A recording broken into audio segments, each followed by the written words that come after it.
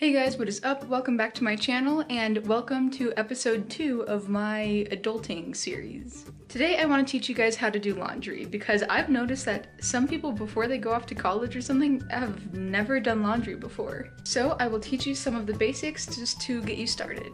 I'm also doing this because I need to do my laundry. So first step in doing your laundry, I feel like, is to kind of read the tags of your clothing and see if any of them have some kind of like special instructions.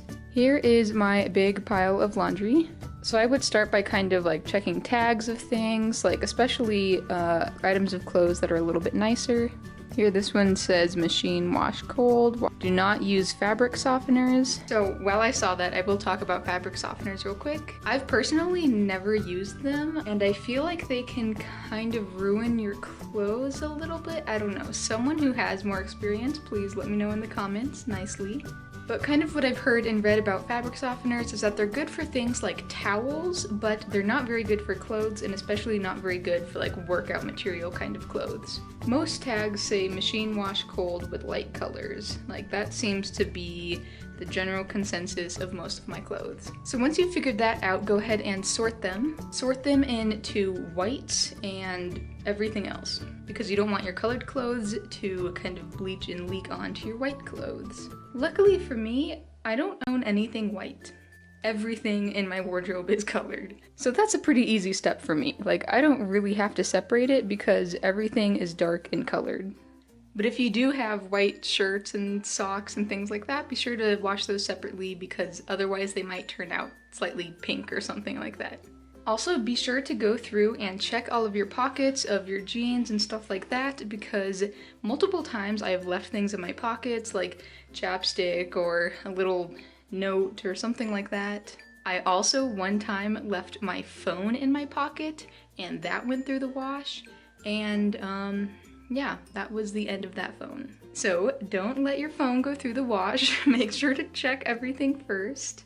Next, I would recommend to turn some of your things inside out, especially like graphic tees and things like that. So for instance, this has like all of these sparkle things on it, but they're pretty like delicate and I feel like they could kind of rip off easily. So I'm gonna go ahead and turn this shirt inside out.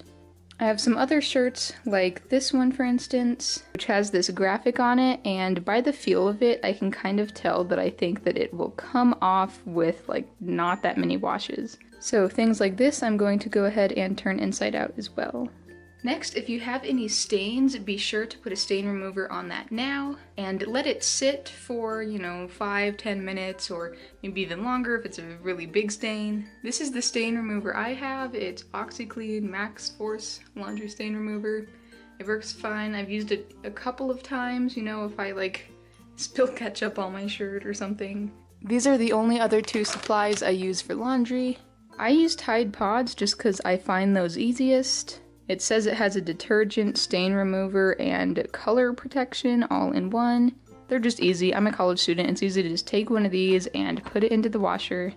Just be sure to always read the directions on the back, like how many to put in, depending on how big your load is. And also, don't eat it. I also somewhat recently started using these bounce sheets, and they are just for wrinkles and static. I got this set at the dollar store because there's only 15 and I wanted to try them out because my laundry was getting like super staticky and I definitely have noticed a difference with these in static, so maybe think about getting one of these if you have that issue as well.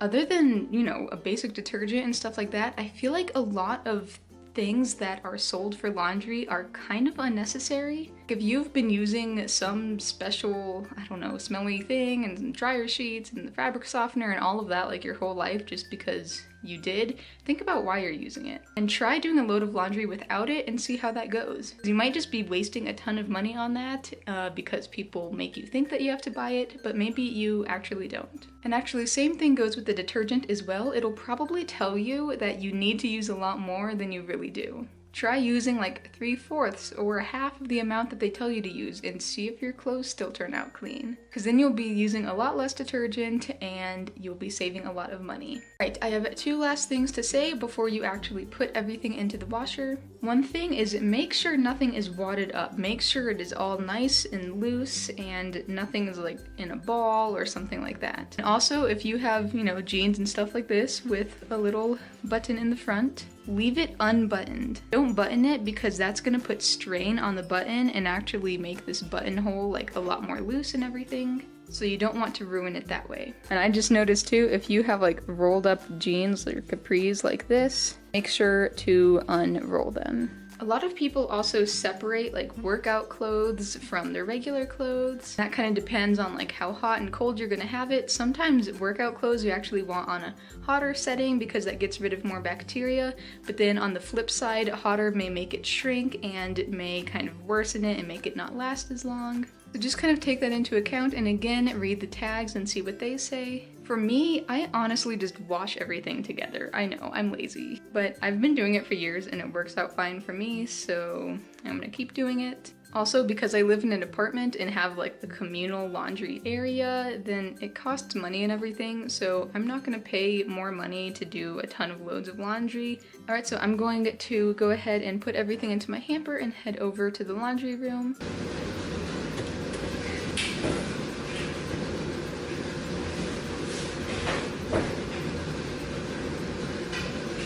The other person doing their laundry in here just left, so now it's so quiet. So the other thing I was going to mention real quick is when you fill your washer, make sure not to overfill it. If you're like squeezing stuff in there, that can break it. And it's also not gonna wash your clothes well, so make sure everything is very loose. All right, so these are the settings that I have on my washer. It's really not very many. This is honestly not a very good example to show because that's my only options. So I usually do the permanent press warm because it's not super hot like these, but it's not like that cold. I don't know, I feel like this one's a good in between. That way it's warm enough to like kill bacteria and stuff like that, but it's not so warm that it's gonna shrink your clothes or ruin them. All right, so there we go.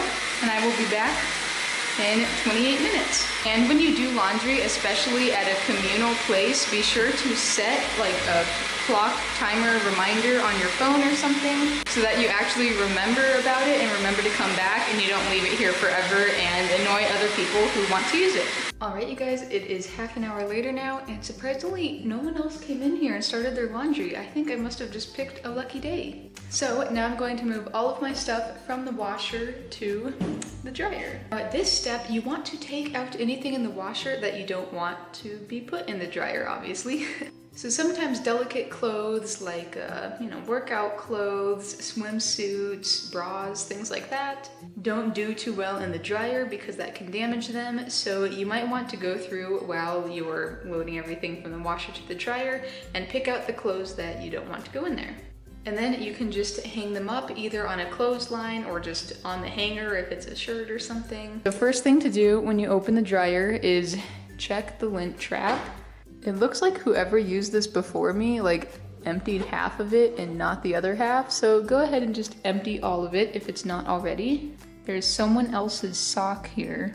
I don't know whose that is, so I guess I'm just gonna leave it there. All right, so I'm going to go ahead and switch things over and sort as needed.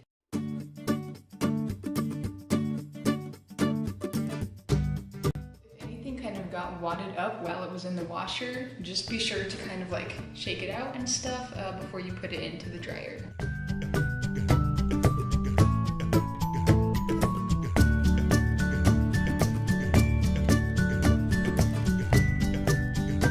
Just make sure that you got everything out of the washer. These are the clothes that I've decided to keep out of the dryer, basically just some kind of nicer quality workout clothes material kind of stuff. Just a few like workout bras and stuff like that too. So now that you've got everything in the dryer, go ahead and throw in your dryer sheet if you want to, if you use that. If you don't, that's cool too. And then just like the washer, I don't have very many settings. I usually do the low temperature or sometimes the delicates depending how many workout clothes I'm washing, but one of these two I usually pick.